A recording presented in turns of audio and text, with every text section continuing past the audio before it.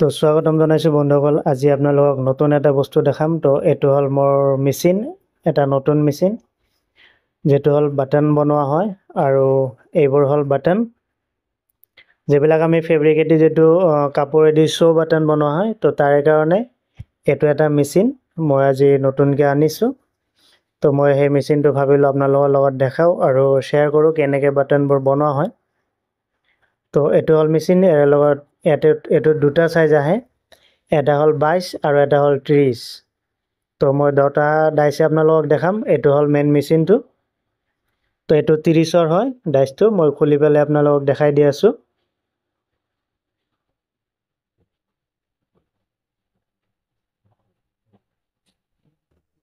তো এনেকুৱা পেকিং কৰা আহিব। আৰু ইয়াৰ এইটো হ'ল 30ৰ, আৰু এটা মই অলৰেডি খুলি ৰাখিছোঁ, সেইটো মই দেখাওঁ। তো এইটো হ'ল 22ৰ ডাইচ। তো আৰু এই ডাইচটো দি মই আপোনালোকক দেখাম কেনেকৈ বনোৱা হয়। আৰু ডাইচ দুটা একে থাকে, তো এইটো বেলেগ বেলেগ। এইটো ইয়াৰ ভিতৰত যাব এনেকৈ, আৰু এইটো স্প্ৰিং, এইটো আৰু এটা ইয়াৰ ভিতৰতো এটা আছে। তো টোটেল এই পাঁচটা বস্তু থাকে এটা ডাইচত। আৰু তাৰ আগত আমি এইটো ফিটিং কৰি ল'ব লাগিব, কাৰণ এইটো ফিটিং হৈ অহা নাই, এনেকুৱাকৈ আহিছে। তো এইটো আমি খুলি পেলাই এই যিটো দাণ্ডাটো আমি এনেকৈ মাজত দি পেলাই যিটো নাটটো আছে, নাটটো এনেকৈ সোমাই দি আমি স্ক্ৰুটো টাইট দি দিব লাগিব। যদি স্ক্ৰু থাকে এই স্ক্ৰুটো ইয়াতে লগাই নৰ্মেলি আমি হাতেদি টাইট দি দিম অলপ, কোনো ধৰণৰ ৰেঞ্চ বা নালাগে। প্লাছ তলৰ সেইটো স্ক্ৰু খুলি পেলাই এইটো আমি তলত এটা হোল্ড আছে, এই হোল্ডটোত আমি এইটো লগাই তলৰ যিটো স্ক্ৰু এইটো আমি এনেকৈ অলপ টান কৰি দিম, আৰু স্প্ৰিংটো ইয়াতে লাগিব। আৰু মই এতিয়া আপোনালোকক ভালকৈ দেখাই দি আছোঁ কেনেকৈ বনোৱা হয়। এইটো হ'ল মই কাপোৰ লৈছোঁ, এইটো ৰিয়ন কাপোৰ। আপোনালোকে কটন কাপোৰ ল'ব, কটন কাপোৰ বা যিকোনো কাপোৰ ল'ব।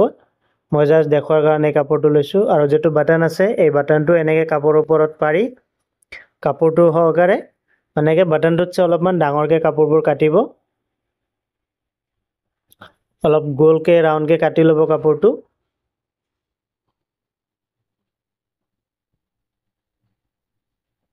তো এইটো কাপোৰটো কাটা হ'ল আমাৰ। তো এইটো হ'ল ফাৰ্ষ্টত স্প্ৰিংটো ইয়াতে লাগিব, তাৰপিছত এই ডাইচটো লাগিব এইটো, আৰু এইটো ডাইচ এইটোৰ ভিতৰত আমি এনেকৈ ওলাই ল'ম। চাওক মই দেখাই দি আছোঁ, ইয়াতে দুটা থাকে। তো এইটো এনেকৈ দি আমি এইটো আঙুলি দিওঁ এনেকৈ এইটো বস্তুটো উঠাই আনি পেলাই যিটো কাপোৰ আছে কাপোৰটো আমি ইয়াতে ধুনীয়াকৈ দি ল'ম। তো কাপোৰটো উল্টা চিধা চাই ল'ব।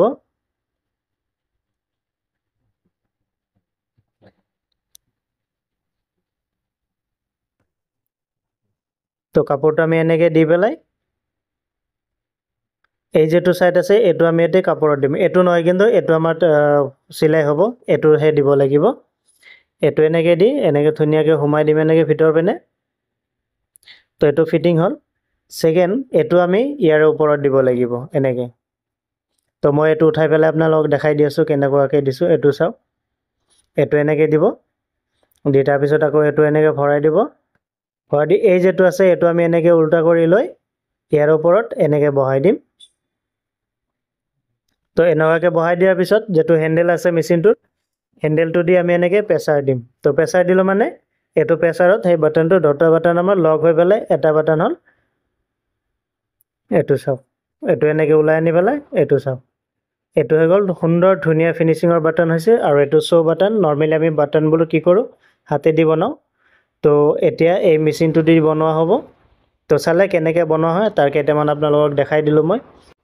তো ভিডিঅ'টো কেনেকুৱা লাগিল কমেণ্ট কৰি জনাব। আৰু যদি মোৰ চেনেলত নতুনকৈ আছে তেনেহ'লে প্লিজ চেনেলটো ছাবস্ক্ৰাইব কৰিব।